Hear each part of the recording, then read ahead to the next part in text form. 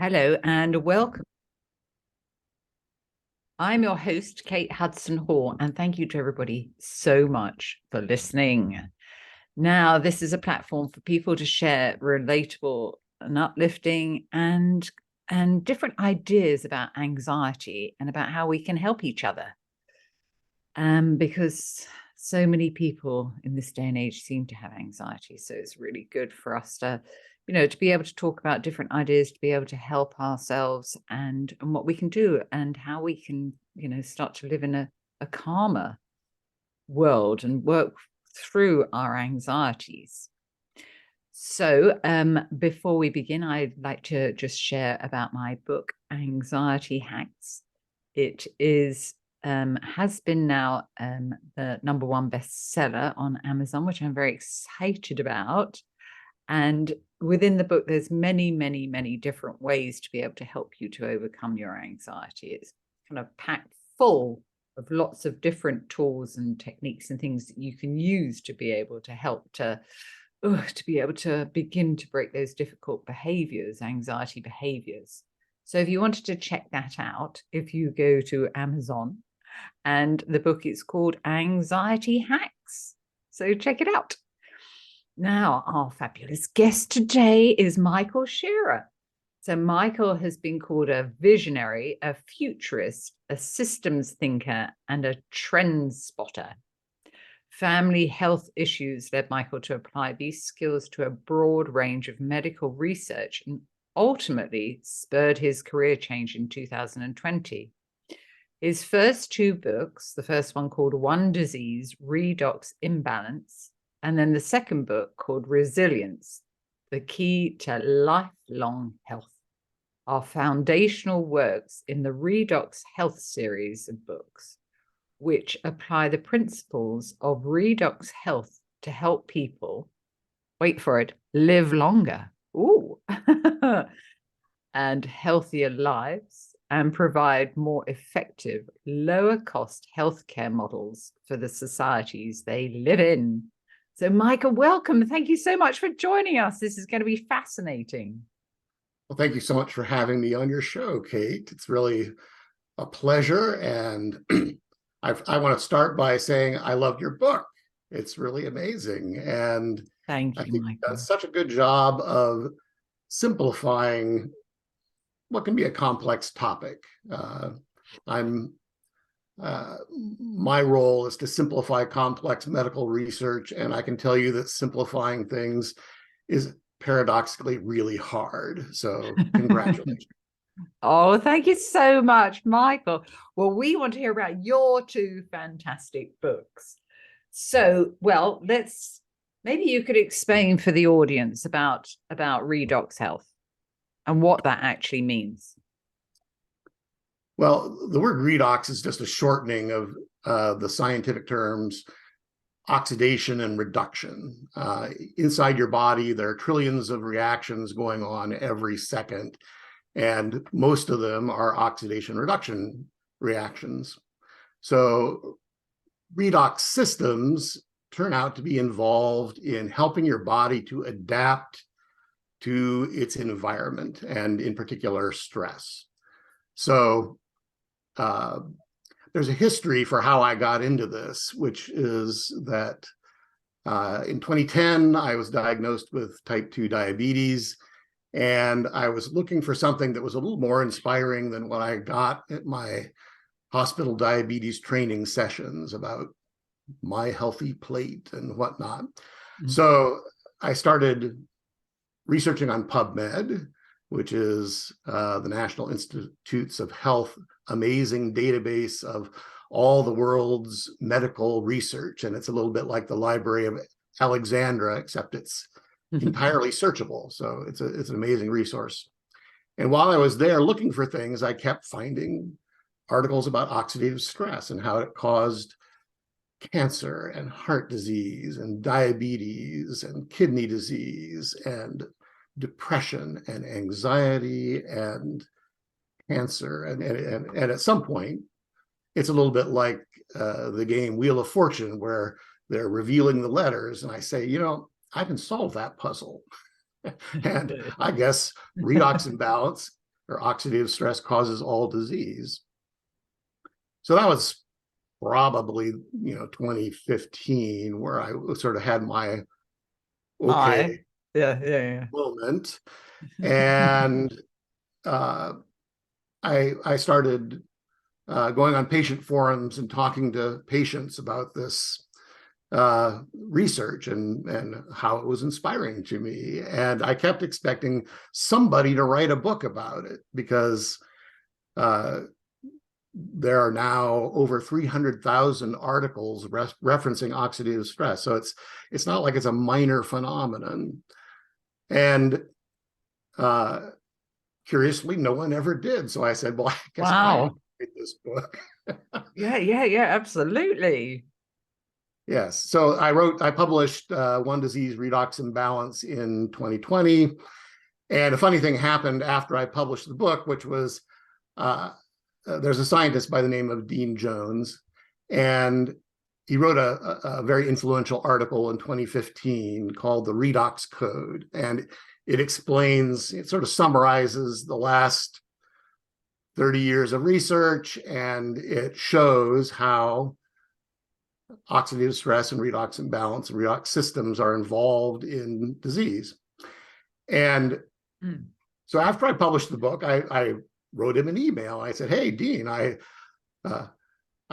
quoted your article. I wanted to make sure I got this concept right, because it appears here that in the fourth principle of the Redox Code, you're saying that redox systems are architecturally involved in all disease. Is that really what you're saying? And he said, yes, that's what he said. That's what he meant. And a few days later, he phoned me back, and he emailed me, and he said, would you like to collaborate on a book? And I said, wow. Sure. So for the last year and a half, Dean and I have been getting together on Wednesday morning for an hour and just talking about how do you communicate this concept of oxidative stress and disease to an audience that doesn't necessarily have the background or interest to deal with it. And it's certainly true that biochemists, as a rule, don't think that anyone else can understand their field, which I suppose is why nobody writes books about it. So anyway, I had a crack at it, and One Disease, Redox Imbalance is sort of the scientific take. It's heavily footnoted, and I was writing this as somebody who doesn't I am not a bench scientist. I have a humanist background. I majored in music and English in college, and I have a master's in theology, and spent 30 years in IT. So it's sort of a weird, circuitous route to writing health books, but it's something where paradoxically, I think everything I've ever done sort of has prepared me to do this work. And so it's really fun to be here and fun to share the work. So the second book, Resilience, the Key to Lifelong Health, grew out of these conversations with Dean, and it sort of gives me confidence that I'm not like going off the rails into something that redox biologists will think is really silly or wrong. Yeah, absolutely. And to have that guidance, and to be able to have that that inner knowledge, and to keep you on track so you don't. Yes, yeah, I think of Dean as sort of my grad school experience. I mean, he really is he's a wonderful mentor in addition to being an amazing scientist. So that's so props to Dean. One of the things that grew out of that conversation is something I call the Redox Health proposition. And it is a 13-word statement. Stress causes disease. There are four big ideas. Stress causes disease. Redox imbalance is why stress causes disease. Eustress, or good stress, which you talk about in your book, boosts resilience and resilience to stress.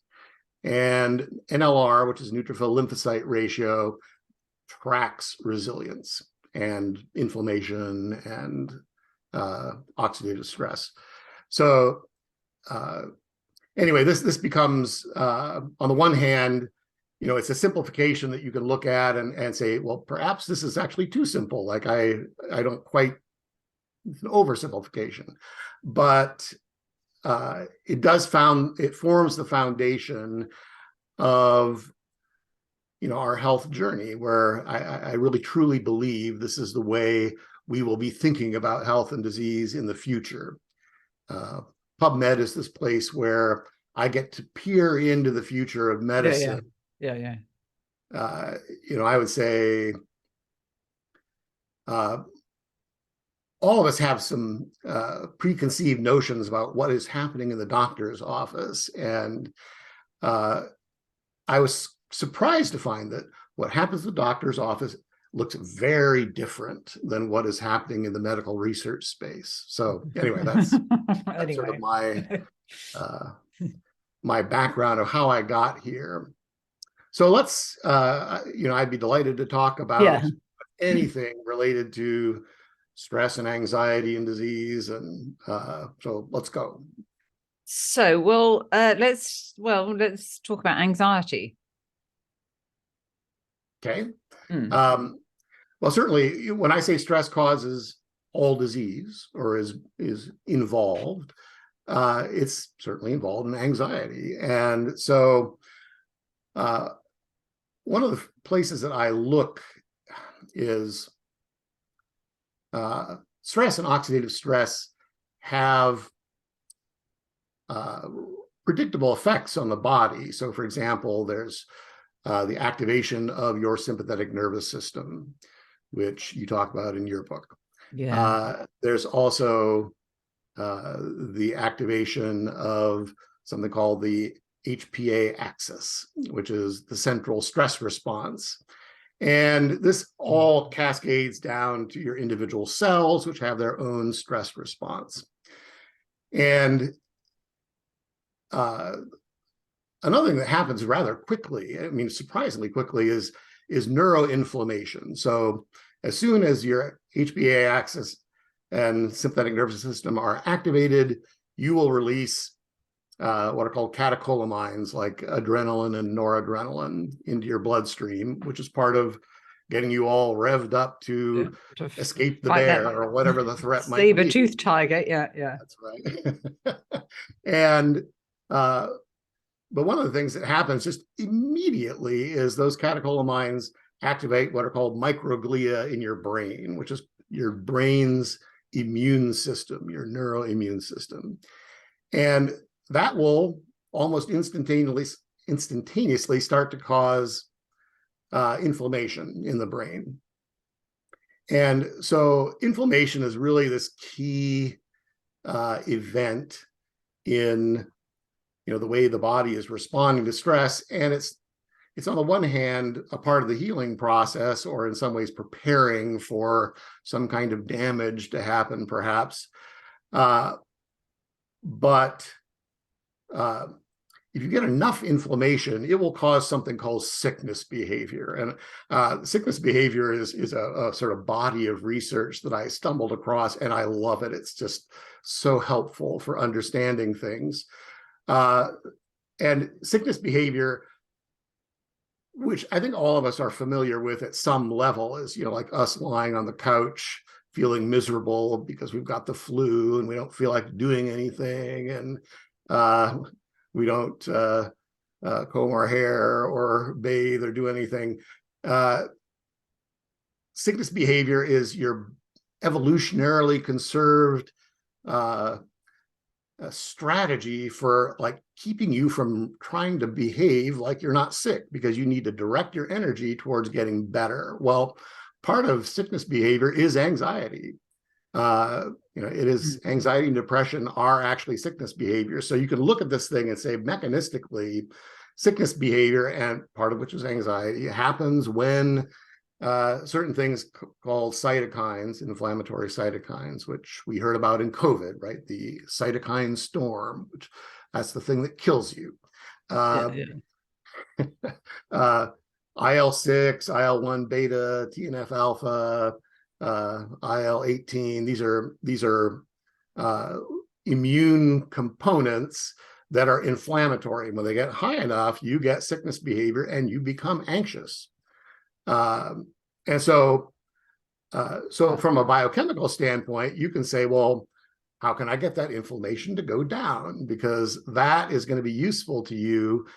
If you can do that, if I can lower my reduce inflammation, your anxiety. Yeah. you will be less anxious, right? So I have strategies for doing that, and they mostly involve plant polyphenols and things like qigong, which is a Chinese exercise system. Yoga does well. You talked about meditation and freedom mindfulness. technique. Oh, and the emotional freedom technique. Oh, yeah. I saw you study Reiki. Is that true? Yeah. I'm a Reiki master. Okay. Yeah. And I presume that is also rebalancing the nervous system. Is that how you see? Yeah, Reiki's working with the body's energy. Yeah. So anyway, this the whole idea of with oxidative stress is that if I can bring the body's redox imbalance, too many oxidants, too few reductants, right? Like that's the sort of simplified explanation. If I can bring those down into a normal range, I can make you less symptomatic, less anxious, fewer episodes, less intense or severe symptoms, all these things, which is, it's a pretty big deal, because so many times when we are not feeling well, we are, we go see our doctor and we say, hey, doc, I just don't feel well. And the doctor will ask you some questions. And now you go into this whole thing of trying to get a diagnosis. And one of the things that's really vexing, I know a lot of people who just simply can't get a diagnosis. They don't feel well, and the doctor can't figure out why they don't feel well. Yeah.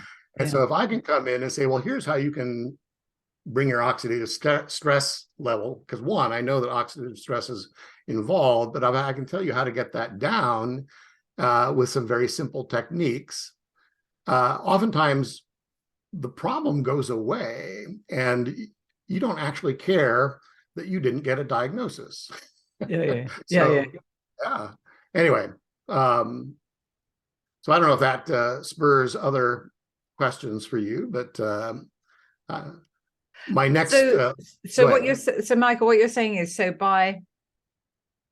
order to be able to bring that down, so to practice various different ways.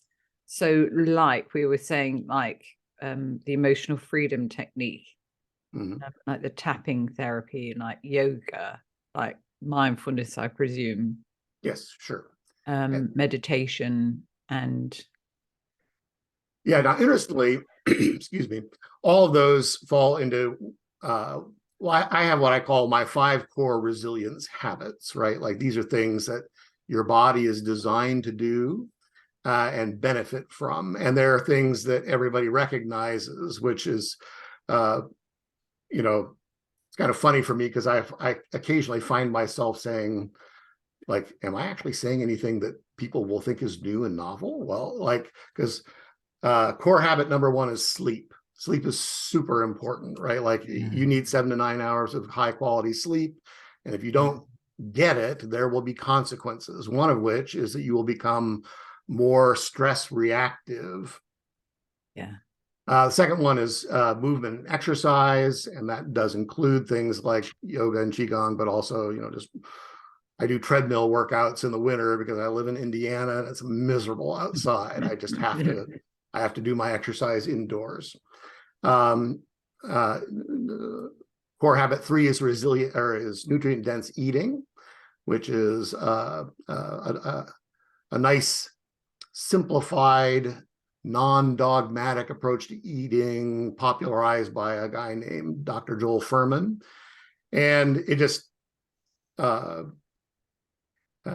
it gives you this lens for looking at the food you're eating. So if you have a high nutrient, low calorie food, eat all you want. If you have a high calorie, low nutrient food, eat it sparingly or not at all.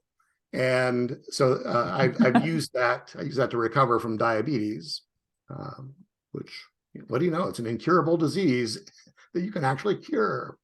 So anyway, and the fourth one is what I call mental, spiritual, social practices. And most of the things that you talk in your book are would sort of fall into that category.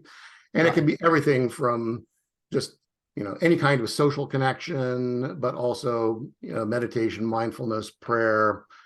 I would say yoga and qigong have elements of that in there because you're rebalancing the nervous system. Yeah.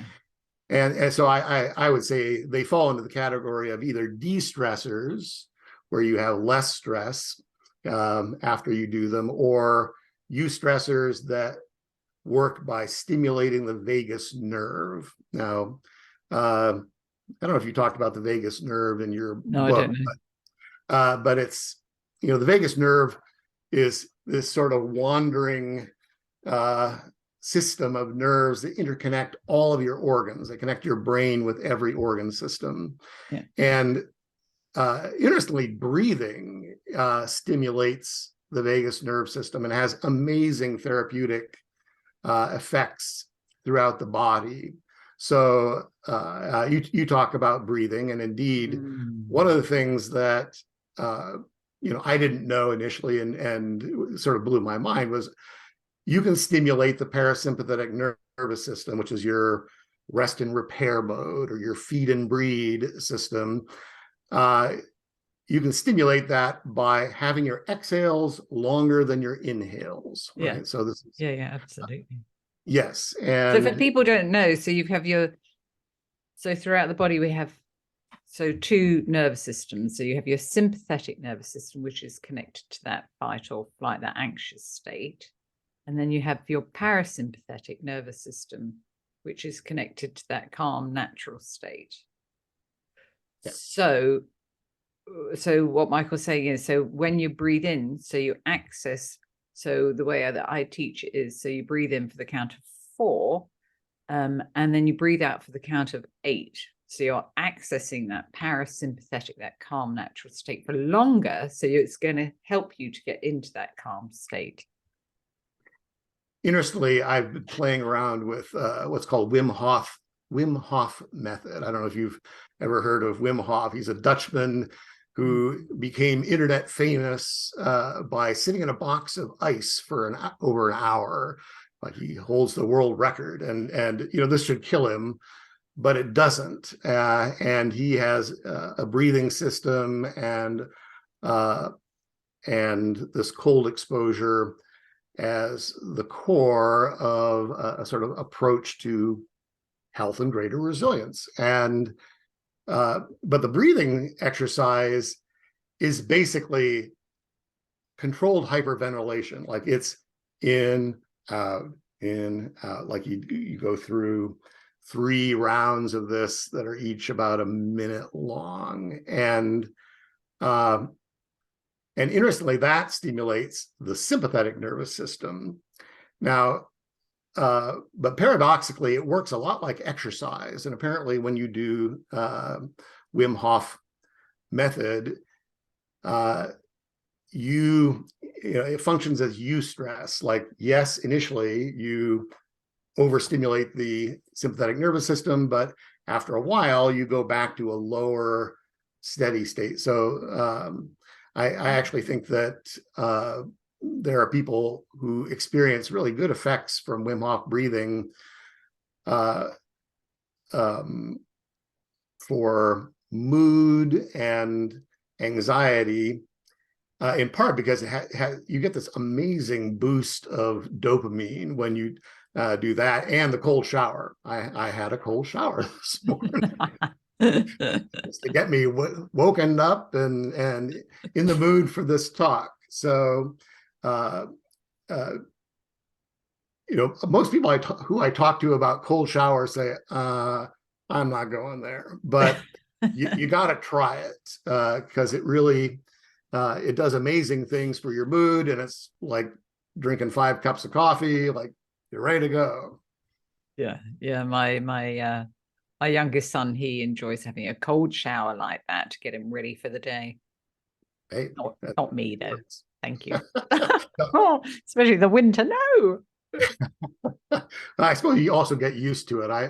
I'm not ready to like go down to the lake and jump in, but a cold shower after a warm one, I can handle. So, yeah. Another thing I want to talk a little bit about is just the whole idea that the stress response can get dysregulated. So dysregulation, think about it a little bit like setting the thermostat too high or too low, or and so the things that dysregulate the stress response are things like war, like soldiers coming home from war with PTSD universally have a dysregulated stress response, and it is stuck in the on position. But it can also happen in what are called adverse childhood experiences, like ACEs, and or early life stress, which can happen prenatally or around the time of birth. These are things like fetal alcohol syndrome or whatever. And but it can also happen later in life with chronic stress. So, and I'm trying to say how geeky to get here, but basically there's something called the glucocorticoid receptor, which deals with cortisol, and that gets downregulated or dysregulated. And what the role of the glucocorticoid receptor in stress is to actually shut down the stress response when it's all over. And when it's dysregulated, the stress response doesn't shut down fully. It's like the leaking toilet. Which is what Michael, which is what I think about, what's happening with people in this day and age, because we had lockdown and COVID, and then, the doors were open, and then UK, we were locked down again. And now, with the cost of living crisis, and then, the war in Ukraine bumbling along, people's stress levels are going to be so high, aren't they? Yes. And I'm sure you're seeing this in your practice, that you have a lot more people coming to you for stress and anxiety. Is that true? Is that a fair statement? Okay. Yeah, I actually started out my book with a bit of a teaser for an idea that I'm kicking around. It could become my next book, but it's called Global Stressing. And global stressing is like global warming, except that nobody talks about it. I mean, I would say global stressing is a superset of global warming. It's global warming is this thing that everybody knows about it, and it indeed is a stressor. Like, if you're an animal and your ecosystem is changing, or you're a Kenyan farmer and you haven't had rain for 2 years, well, global warming is a stressor. It's a really significant one. But global stressing is what you were referring to, where we've had COVID, we have the Ukraine war, we have Donald Trump, we have all kinds of things that are just off the charts crazy. And yes, after Donald Trump won in 2016, there was an uptick in visits to the psychiatrist's office. So I'm not surprised. Yeah. Anyway, so global stressing, I think, is a really wonderful way to explain why we're seeing all these things like road rage and bad behavior in the skies, on airline flights where people do nutso things, and children struggling with anxiety and depression at school. Well, and then it leads down, particularly talk about kids and teenagers, the self-harm, and how that seems to be, for many teenagers now is a problem. Yes. Well, and so, I mean, here's the really radical proposition, right? So when I go to see my doctor, he measures my LDL and looks, and I get a complete blood count. And, if there's something really crazy out of range, he'll deal with it. But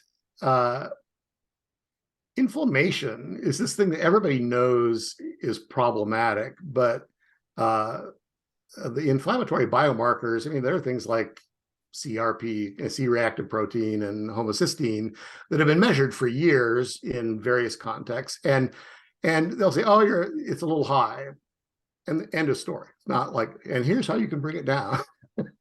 So, one of the things that I came across when I was trying to figure out, well, what would be the best way to measure oxidative stress? I came across a biomarker called neutrophil lymphocyte ratio. And neutrophils and lymphocytes are just white blood cell types.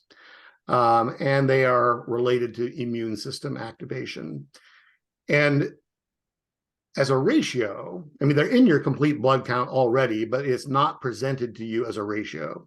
Right. And where the ratio becomes incredibly powerful is that under stress, neutrophil levels typically go up, and to some degree, lymphocytes either don't go up as much or they go down. And that makes NLR a very sensitive biomarker for any kind of physiological stress. And there are 8,600 articles on NLR on PubMed showing that it is predictive of disease onset, severity, and poor outcomes. And it tracks with inflammation and oxidative stress and inflammation, oxidative stress, and resilience, right? Like how will you fare? And so one of my stake in the ground is I'm saying every health consumer should know their NLR because it's super easy. It's already there. You just have to do a 5th grade math problem. So what about if you can find out what it is, how would people use that? Okay. Well, there isn't one sort of agreed upon range, but I would say for Caucasian people of European descent, an NLR of 1.5 is pretty much unperturbed, right? Like you're in a very normal, healthy state. If it's getting over 2, you're probably becoming symptomatic. And if you're over 3, it's starting to get rather serious. So for example, in COVID-19, hospitals used neutrophil lymphocyte ratio to do risk stratification of people who were coming into the hospital with COVID, right? And they would measure their NLR. And if it was over 3.2, they were more likely to go on to severe COVID and death. If it was under 3.2, they were more likely to recover. And pretty big deal, right? So yeah. And so that was sort of NLR's 15 minutes of fame, or perhaps the beginning of a trend. Because I mean, a quarter of the articles of those 8,600 articles were written in the last year. So it's kind of, again, it's a trend. It's something that people are looking at the research world and saying, this is cheap, it's easy, it's reliable. And so like as a kind of, I call it the good enough biomarker, right? Because there are better things to measure, but you simply can't, Dean Jones says, you've kind of got the healthcare system that you've got, like you can't expect it to change. So the way to work with it is to find something that it's already doing that you can sort of hitch on to and do something more interesting with it. And so these inflammatory hematological biomarkers that are synthetic, like there are a bunch of other ones. There's one called like monocyte lymphocyte ratio, so forth. So anyway, that's once you know that, you can actually target that. Like you can, I'm showing you ways that you can bring that NLR number down, because one of the things that's always been a dilemma with health supplements. So like, let's say I'm going to take a pill, a multivitamin or vitamin C.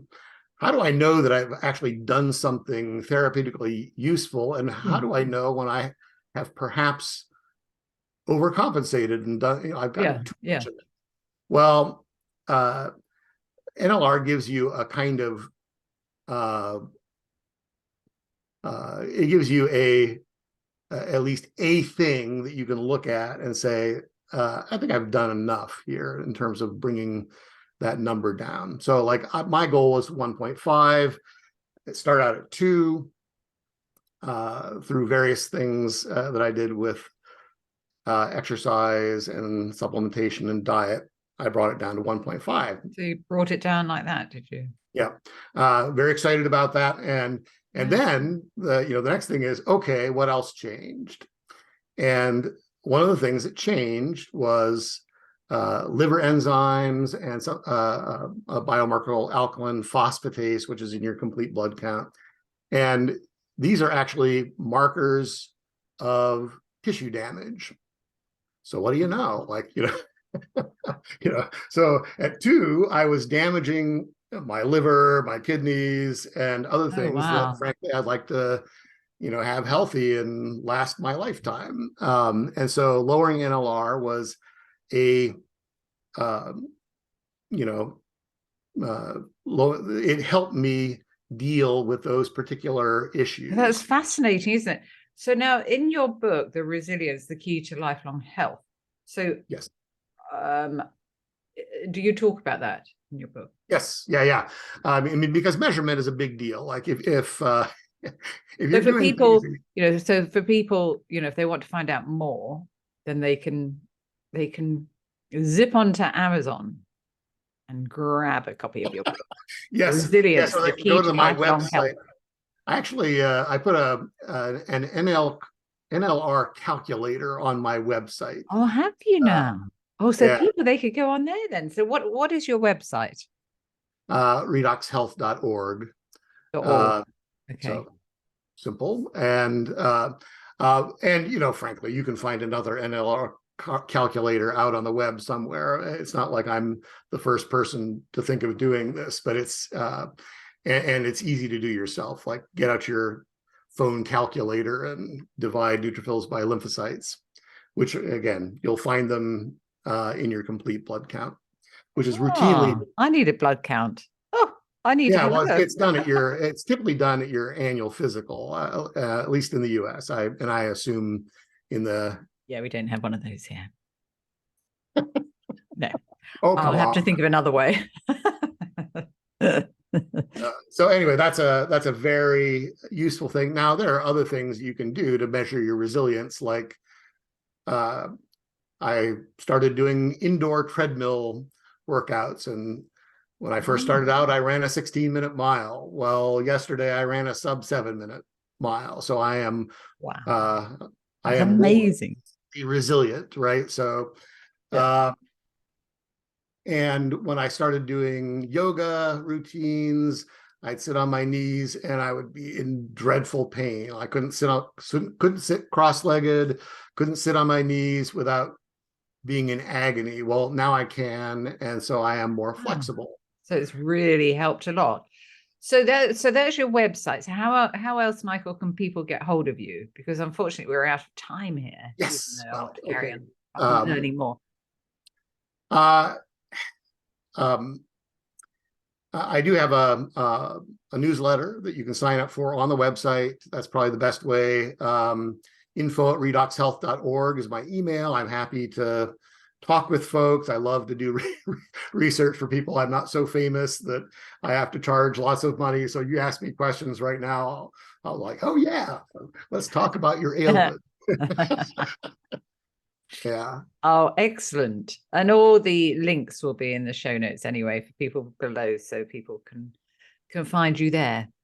Yes. Michael, gosh, thank you so much for this. Well, thank you so much valuable, for doing what you're doing. Great. But really important information. So thank you for sharing. I'd like to think so. Yeah. Yeah. Well, hey, good luck with your book and with your new podcast. I don't know how many episodes you've had on this one, but I'm glad to be a part of it. Thank you, Michael. Yes, it's growing. So that's very exciting. And if people wanted to help it grow further, that it would be great if they could leave a review on whatever platform they listen on. That would be fantastic. So that's the end of the podcast for today. So thank you to everybody for listening. And I look forward to chatting with you in the next episode.